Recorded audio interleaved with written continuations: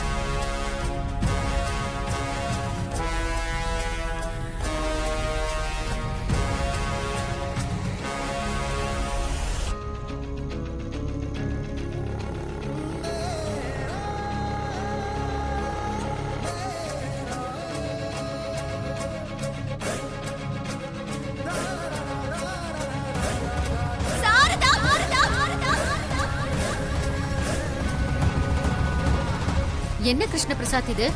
எங்களை அந்த கோவிலுக்கு வர சொல்லிட்டு நீ இந்த கோவிலுக்கு வந்து பண்ற வேலையா இது? நீ கோவில மாத்தின உடனே எனக்கு சந்தேகம் வந்தது.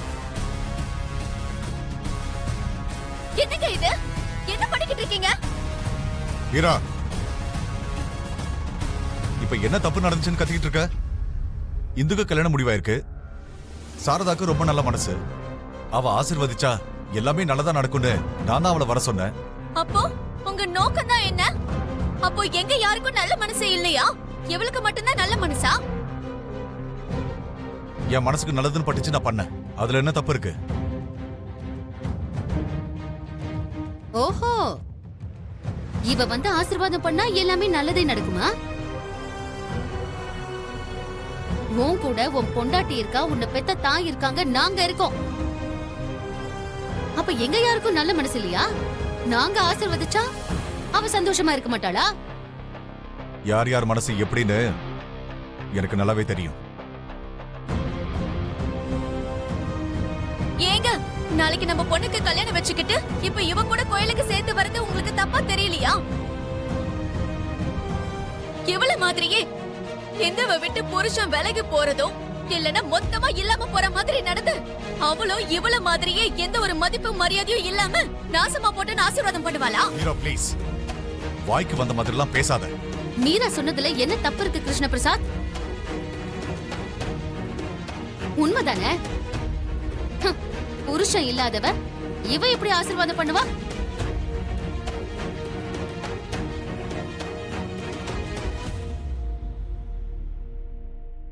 விதவைக்கும் இந்த சாரதாவுக்கும் பெரிய வித்தியாசம் ஒண்ணும் கிடையாது.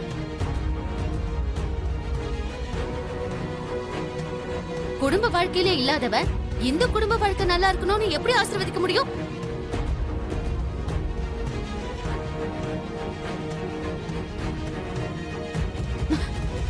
நீயே வாழ்க்கையில சந்தோஷமா இல்ல, நீ வந்து ஆசீர்வாதம் பண்ணா இந்து எப்படி சந்தோஷமா இருக்க முடியும்?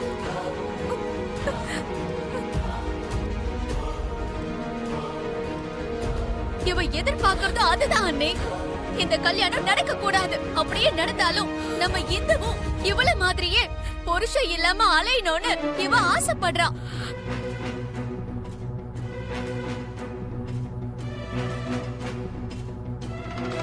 என் பொண்ணு வாழ்க்கை முழுக்க இவள மாதிரியே இருக்கணும்னு சாபம் கொடுப்பா. அது போய் ஆசீர்வாதம்னு இவரும் நினைச்சுக்கிட்டு இருக்காரு. மீரா ப்ளீஸ், கொஞ்சம் மரியாதையா பேசு. அவ சொன்னதுல என்ன தப்பு இருக்கு? இப்படி தகுதி இல்லாதவங்களை கூட்டிட்டு வந்து இந்துவ ஆசீர்வாதம் பண்ண சொல்லி நீ எப்படி கேட்கலாம்? அவ வாழ்க்கைய நீ என்னதான் பண்ணலாம்னு நினைச்சுக்கிட்டு இருக்க?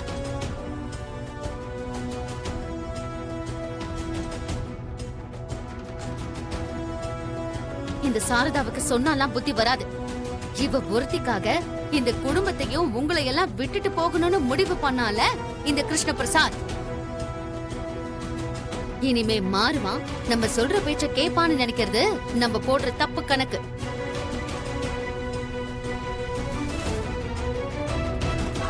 அதுக்காக இவர் இஷ்டத்துக்கு இவர, அவ இஷ்டத்துக்கு அவன்னு அப்படியே விட்டுறலாமா? அதை எப்படி விட முடியும்? இன்னைக்கு இவங்க 2 பேருக்கும் ஒரு பாடம் கத்து கொடுக்கறேன்.